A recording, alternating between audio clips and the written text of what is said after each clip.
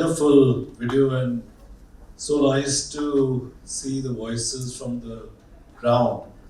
Also, a great panel. I can't see my panelists yet, but I'm presuming you're going to beam them on. Are they on already? Yes. Okay. A very good afternoon. Hi, Vikram. Good to see you again. Sujata ma'am, I'm a big fan. Unfortunately, I was not in the health sector when you were leading, but I'm really happy to see you. And I know you've done a lot of interesting work, and we'll talk a little bit about some of that. And of course, LM, old friend. So thank you for being here. The last panel of the day. I can see you all getting sleepy. Let's wake up. We're going to let you go very soon. So, and we're talking about a very important subject. So when you think about health, you know, when I came to the sector about 7 years ago, there weren't too many people talking about health. But thanks to the pandemic, I think we're all talking about health. And health has fortunately come right in the forefront of becoming sort of a right now, where we're asking for better quality, we're asking for better services. And I really liked what was presented in terms of the data, because you know India is it's a place with huge paradoxes. Two paradoxes around great health for people like most of us, very good service delivery, people from overseas coming to India to get services, and then we have our health services in low resource settings where people are struggling. We are also the pharmacy to the world. I don't know if you're aware, but about 70% of all the vaccines of the world are made in India in terms of numbers. So we are the pharmacy of the world. However, 70% of Indians still seek private health. And you know, you've been at the center, and we've got a federal structure. We very easily say health is a state subject. And then we sometimes say, oh, national policy is not aligned. We say state policy is not aligned. I mean, there's this strange kind of a tension between the national and the state in some ways. Just want to check with, ask you from your experience, there is a role for the national government and the state government. Both have a role to play in delivery of health services. What are some of the points of intersection and divergence which create that slight tension? If you could, talk a little bit about that, that would be great. Over to you. As you know, the state and the center division of responsibilities really are guided by the Constitution, the 7th schedule. So there are certain topics like maternal health, infectious disease control, which are interstate, medical education. These fall under the concurrent subject, which means both the center and the state have a jurisdiction over these areas. The rest of it, like hospitals and human resources, and all falls under the state subject. So when they say health is a state subject, it's really kind of, trying to abdicate a part of our responsibility onto the states. Because yes, day-to-day delivery of services at whether it's sub-center or primary healthcare center, or in the facilities, is the state responsibility. But then we have never had enough money to go beyond reproductive child health care and infectious disease control, which is also being funded by the central government. So, and because of that, right from from independent, we've had National Malaria Control Program, National TB Control Program, the National Leprosy Control Program, the HIV program. These are all national programs in which the states give 50%, largely in kind, and 50% the state is supposed to be giving in terms of also kind, in terms of human resources, in terms of building up the facilities and so on. But because population health and maternal care also comes under the concurrent subject, the center has been very active on the maternal and infant mortality indicators, which are globally kind of monitored. And those are very important indicators, which we want to achieve nationally. So a lot of the national budget goes for these set of issues: child health, maternal health, infectious disease control, and so on. Now, The problem is that there's an asymmetry of responsibilities versus funding.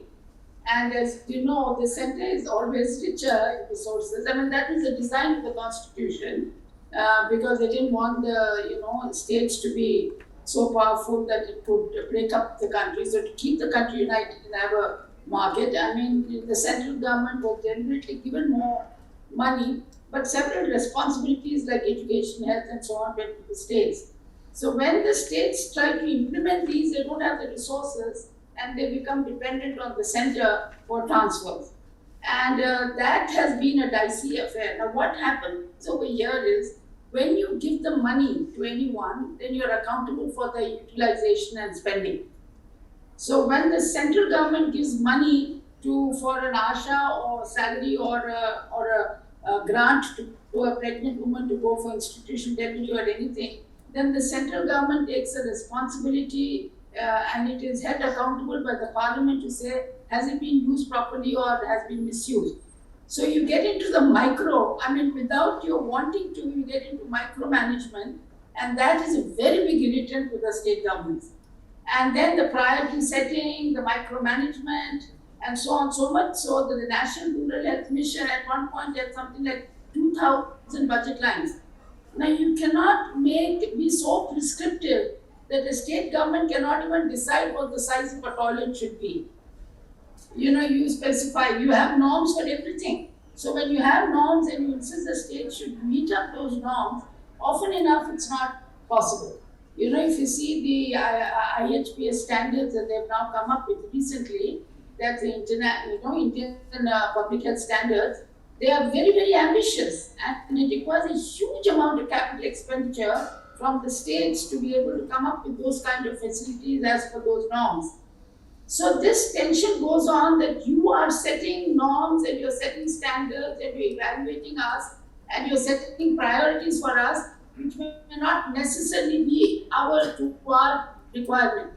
And so, we've had this tension because ASHA, for example, has been an outright boon, but there's a lot of resistance from Kerala and Tamil Nadu initially, saying we don't need ASHAs, our health system works very well and we don't want to waste money on ASHAs. We'd much rather have trained nurses appointed there rather than these village women, So what the thinking somewhere has to be that, slowly the central government must begin to look more at outcomes and give funding for outcome-based funding, saying that we want you to reduce your infant mortality from this to this. But that also means that you have a very tight control on data, on evaluation processes which are fair, and you have district level and disaggregated data as to where and how the children are dying, what is the real IMR, and how much, by how many points can we expect Jharkhand to reduce, for example, and how many points can Kerala reduce, but both of them are not the same. So that requires a lot of technical capacity for outcome-based funding from the central government, which it doesn't have. So, with the result, what is really happening is the health is becoming into a project-type funding, where you have a scheme, and you fund the states, and the states have to make a project report to get money from that, rather than looking at its own needs and priorities. So these are some of the tensions, but then central government has a huge role to play because, for example, as you saw in COVID, what a benefit it was that the central government provided vaccines to the states. And all vaccine programs are a great boon because we buy it in bulk, and the central government has an excellent system of testing for quality and supply logistics.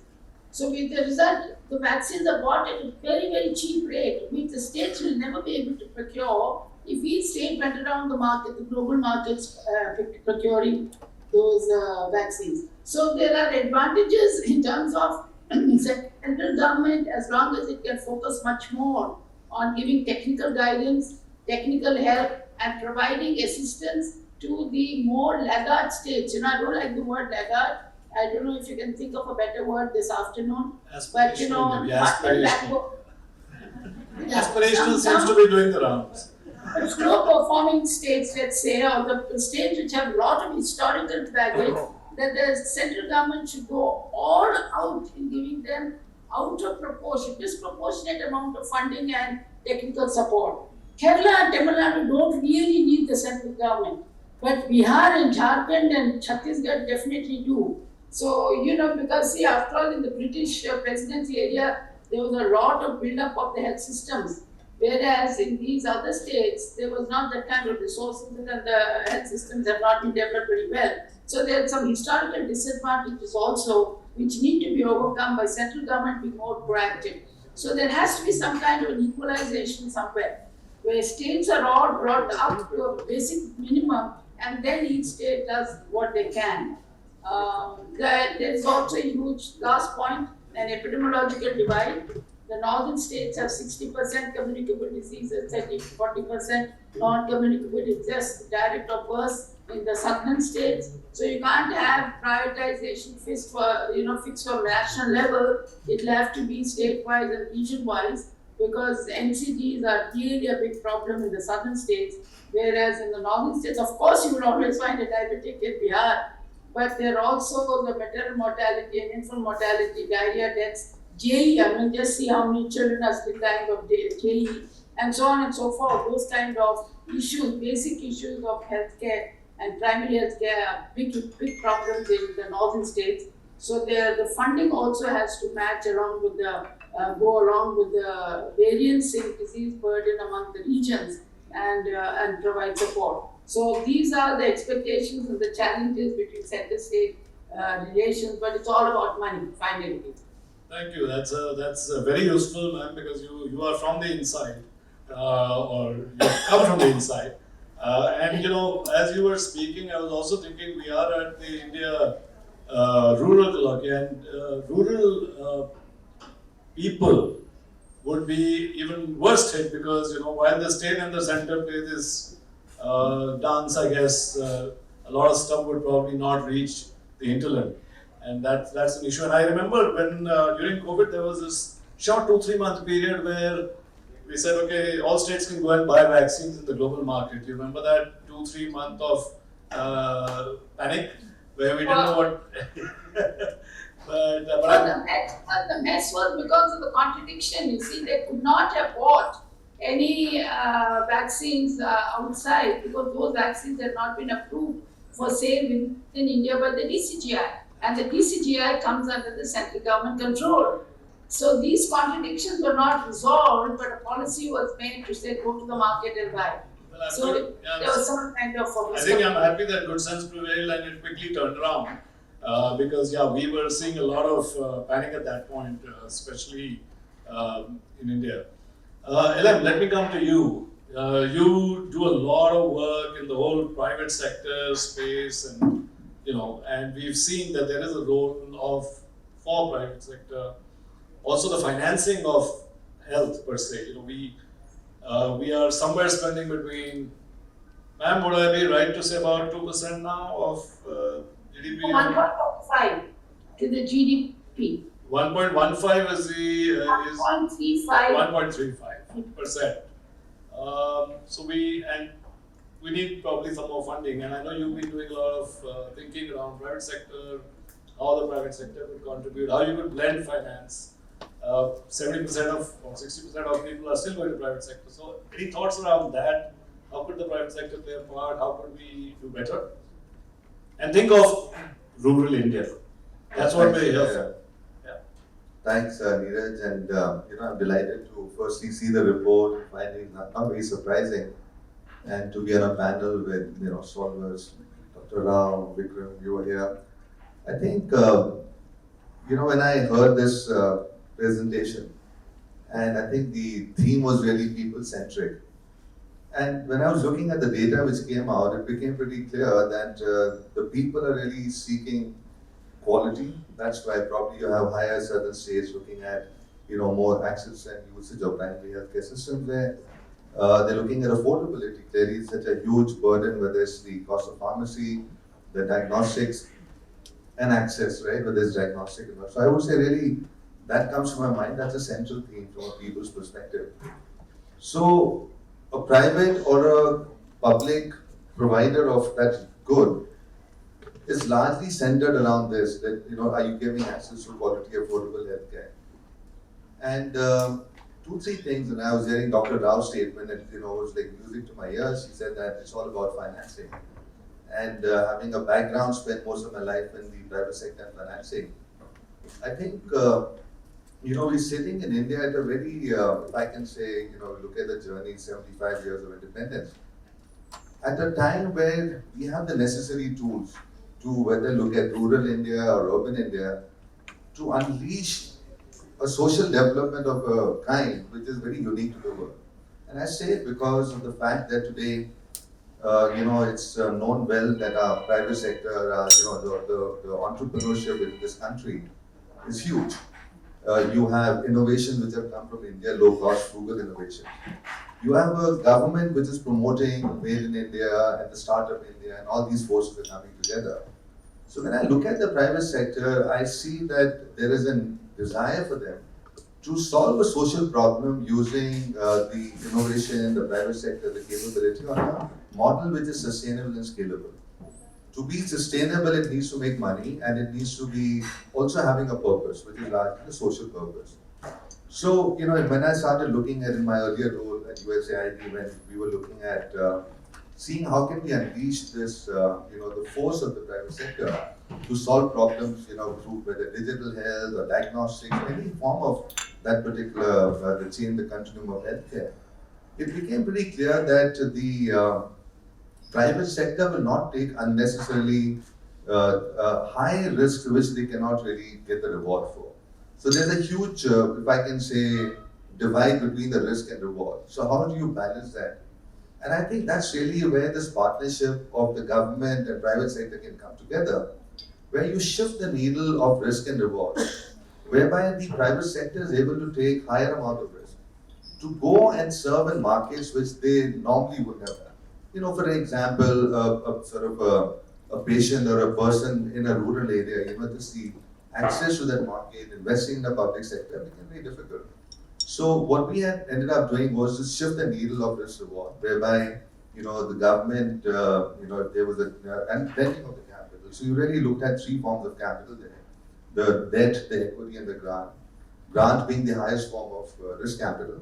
And the idea was really simple: that how can you blend these forms of capital to unlock new enterprises taking higher amount of risk and solving a social problem. So I see that this partnership between private public is immensely important. If it can unlock this power in this country about innovation, to go to markets which are still underserved, rural obviously is where the divide between the access and the population is huge. So I think the private sector has a role to play, and the different models emerging which are serving, whether you look at a Zomato or an Uber, why can't help be Uberize? Why can't delivery models be for diagnostic reaching out and people see a business model that they can serve? So I think today we are sitting at a time where the power of a private sector and the model of social development which India can give to the world can be pretty unique to the world. And I really see that as a powerful force which should be unleashed. I think Dr. Rao also made a point about outcome-based financing. I think clearly the model has to move from inefficiency to efficiency. Clearly outcome-based funding is nothing about more than you deliver and you then get paid for what you deliver, which effectively means that you are more efficient than what you were. So I think these principles do need to come into the system. And my last point, I think, before you look at all this financing and who can provide what, I think the need to sort of look at upstream and, I think so much data is being generated, whether it's in Eats and Jeevni or many other. How do you look at the data to form your policy and bring insights, which can lead to more, I would say, preventive, awareness around these things? I mean, at Vital Strategies, they operate now in close to 100 countries, and the three pillars, if I can say, one is data. Then how do you use data to sort of make informed policy decisions? The second is on awareness. Clearly, I think the trust of people is around the awareness and the behavioral science of it. So I think that's important. And third is obviously the financing at the top. So I think all these forces should come together. I like the heading of this particular theme where I read somewhere: converge, ignite, and I can't read the last one, and elevate. It's quite relevant to what we're talking. So thanks. Thanks, Elam, and very, very important points. I think the challenge is mistrust. There is a certain amount of mistrust that sort of exists between private public, and we've seen that play out in very strange ways. Having said that, I think as long as the agendas are clear, as long as we accept them, as long as we come together towards a larger sort of change, I think we should be good. Vikram, sorry to keep you on hold. I've been meaning to bring you in, and and of course, we've talked about this quite a lot before, digital health and mental health, and how does that sort of converge. So maybe we'll get you to talk a little bit about that, and I just want to refer back to the survey results, which said that 28% of the health centers have provision for mental health support services, and only 25% actually offer them. We won't go into the quality and the level of delivery at this point, but yeah, you're most welcome to sort of delve into that. But is there a way we could use, digital? And I know you're doing some stuff, but I'll keep quiet. I'll let you sort of talk about that. And also, integrating into Sanjeevni, if you could talk a little bit about that. How are we going to get the youth, our rural youth, to have access to good, mental health support? Is the question. Over to you, Vikram.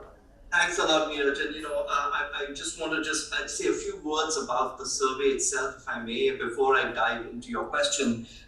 So first of all, I just want to say how timely this survey is. It's quite incredible that we have such little this kind of population level data. So these results are incredibly important, and they're very timely as well, because as some of you know, there is a Lancet Citizens Commission on reimagining India's healthcare system, which is assembling data. And so I'm hoping very much after this conference in Delhi that we'll have a chance to continue our conversations with the folks who have conducted this survey, so that we can look at how these results might inform some of the recommendations of the Commission.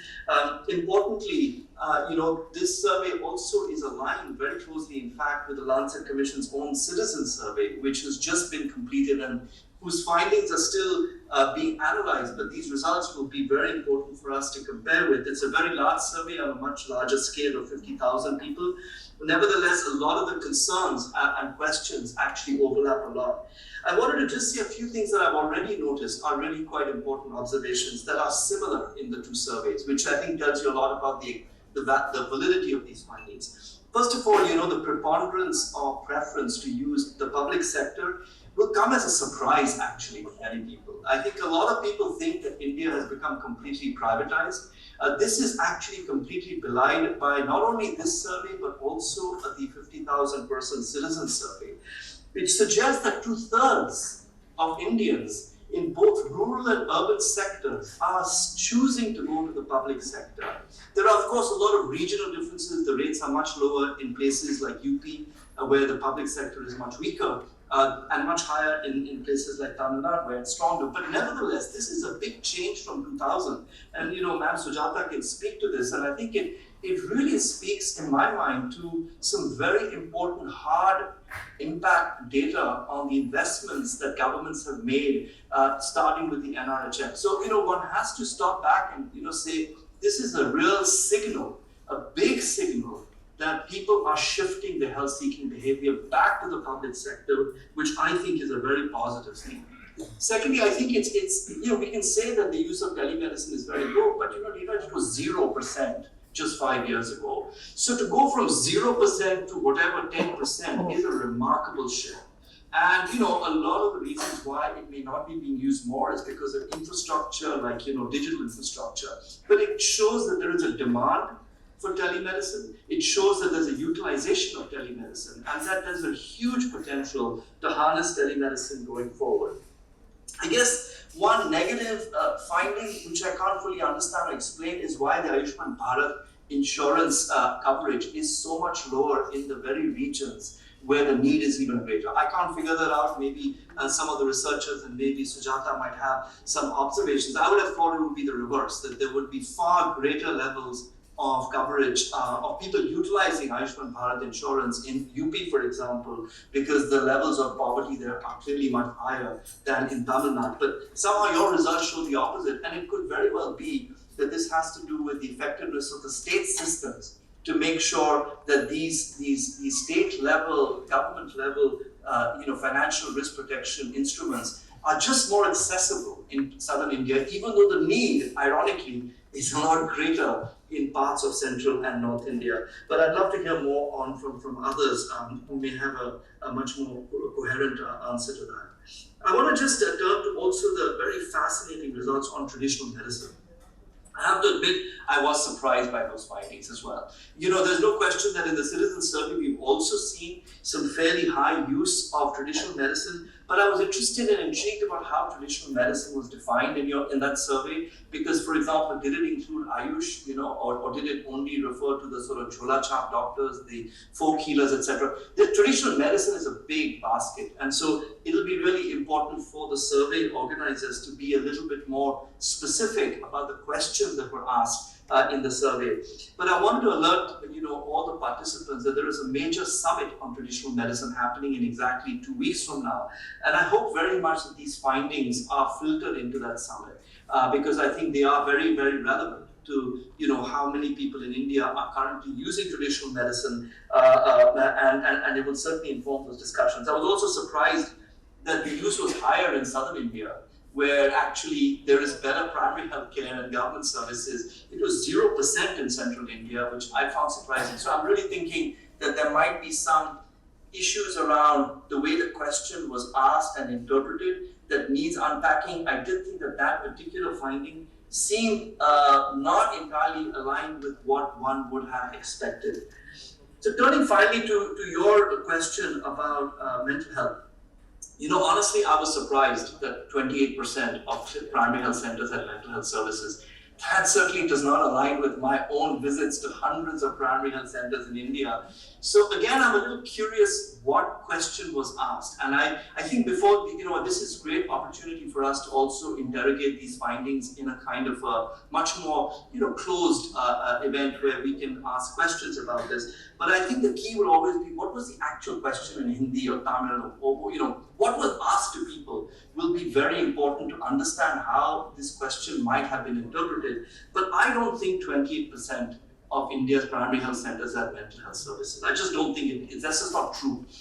Because I know this sector very, very deeply, and that is absolutely not a possible finding. That being said, obviously there's a lot of awareness about mental health because one could assume that 28% is more a reflection of how many people are aware that there is such a thing as a mental health problem, and that is actually quite a lot, and it's welcome. I hope very much that the primary health sector, particularly through the health and wellness centers, will in fact roll out much more community-focused NCD and mental health care. As you know, these are conditions that have become now the dominant causes of catastrophic health expenditure. A lot of that expenditure is because of chronicity and because the kind of narrow curative model that has dominated our healthcare system needs to adapt and evolve into a chronic disease model, which recognizes that doctors and medicines are only one part of a much more diverse mix of solutions, which includes, for example, the role of frontline providers like community health officers in long-term care. So I'm very optimistic. I believe that we are at a very exciting time in the way India's healthcare system is emerging. It's very interesting. A survey was just released, and I'll stop with this. It was at the IIC a few weeks ago, where it was an analysis of the political, to what extent do political parties actually prioritize health in their manifestos? And this was done on the basis of the last election. And it was really astonishing. It turns out that health figures as a prominent agenda in almost every single political party. And I started reading the newspapers, where every state government just before elections, they put these full-page ads about all their success stories. And it is interesting. Health often figures way up on that list, alongside, natural gas and women's empowerment. You'll see health. So I think we are at a very sweet spot where there is a political recognition of the importance of health. There are real signals that when the state invests in health, actually people begin to again return to the public sector. And I feel that we should grasp this opportunity with clear-cut recommendations on the future, not least, of course, how the state needs to invest more, but also on what it should invest. And I want to end by just completely agreeing with Sujata, that outcomes-based financing is really the ultimate goal. Whether we reach it or not is a much harder thing. I don't think outcomes-based financing in health has happened in almost any part of the world. But it is an ambitious and a very, very aspirational future for financing healthcare in India. Thank you. Thanks, Vikram. Sujata ma'am, it looks like you want to come in. I'm going to give the floor to you.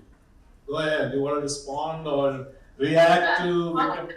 I'm vigorously nodding because I agree with everything that Vikram has Okay, said. good. All right. Yeah. I'll try or to give my views. Yeah. Well, thanks a lot, Vikram. And yeah, I was being the good host and not sort of poking holes. But yeah, I think having worked in primary healthcare myself for many years, and with our footprint, we also find services are not actually available. Just coming back to the issue of, and maybe it's just the question, like you said, if you ask me a question, do you know that do you know if there's a counseling service available? I'd probably give an affirmative answer whether I know or not. So probably something like that. Coming back to traditional medicine, interestingly, in 2 weeks, the event you talked about is in Gandhinagar, and there is going to be the first center of traditional medicine anywhere in the world, which is being opened by WHO in Gandhinagar. So it's a huge sort of new thing that is coming in. And again, you talked about traditional medicine and the definition of it. We think about Ayurveda, and maybe we'll go to homeopathy, but Nani ke nuske is also traditional medicine, probably. So I also wonder whether we have such a large use, but we leave that for the researchers to go out and research some more. Yeah. Okay, I'll come back to Sujata ma'am. Another area, ma'am, which you've done a lot of work, and the first national NCD program was something that sort of happened under your leadership. And when we're thinking about COVID and pandemic preparedness and what happened during COVID, NCDs was the problem. Anybody who was suffering from hypertension, any kind of cardiovascular diseases, etc., they were at high risk, and we also saw a lot of those people actually getting either hospitalized or be losing something. And again, when we're seeing the numbers in India, that's the area where the work really needs to now happen. I think we've been working on infectious diseases. There's been there's been a lot of gain, but the NCD piece is a little bit missing. What are your thoughts? I mean, there is an NCD program out there. Any thoughts on how we can accelerate, how we can do better to be able to work around this? Yeah, that's right. In terms of saying that the first NCT program was because we had the first national program. The architecture of it was defined, and we got the cabinet approval for it. So, as a policy of the central government, that is the first time we could articulate something on NCDs, largely cardiovascular, stroke, and the vascular diseases and the cancers.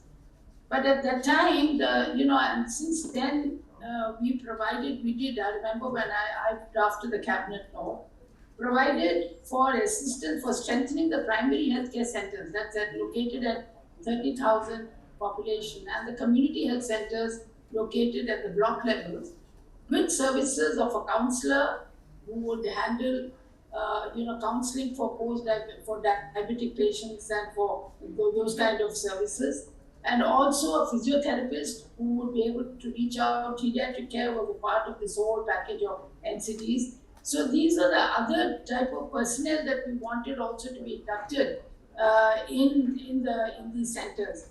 But unfortunately, again, money became a constraint, and that whole thing was not done. The second idea that we had was that we take up, like for cancer, for example, most cancer experts like TIS and like Tata Memorial and all used to tell me that for routine cancers also they were being overburdened, and obstetrician could very well, if she can do a surgery and take out a baby, she can also take out the tumor.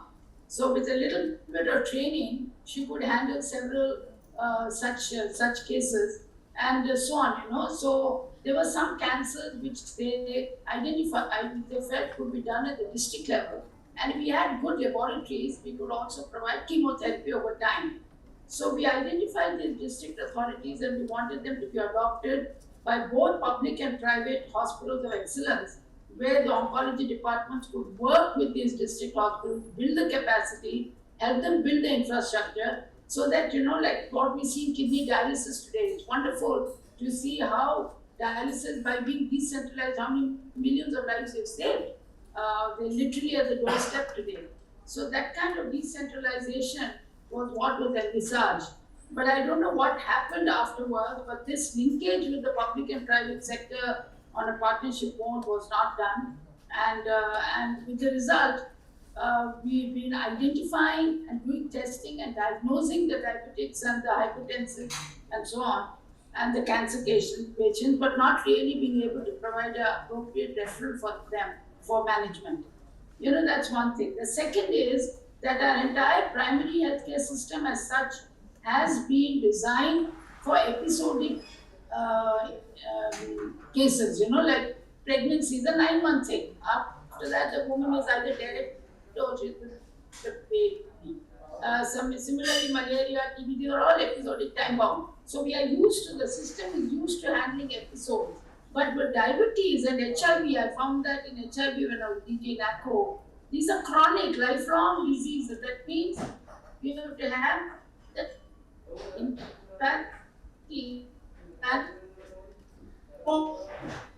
capacity and that ability the system doesn't have, and that needs to be developed. So there is by changing the profile of the health centers to deal more with NCDs, there has to be a system change in the way in which we work, in training our doctors and having monitoring indicators for chronic case management and referral pathways to the specialists up there.